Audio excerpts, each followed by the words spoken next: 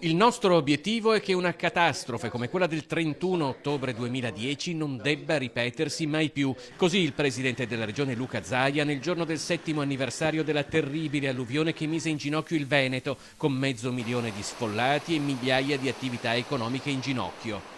La situazione da allora è cambiata e l'anniversario dell'alluvione diventa occasione per fare il punto degli interventi programmati e realizzati. In Veneto sono state avviate 325 opere, 280 delle quali completate per un importo complessivo di 230 milioni di euro, ma gli interventi effettuati a vari livelli, sia con la programmazione regionale che con fondi europei e nazionali, sono 650 per un importo di quasi 400 milioni di euro.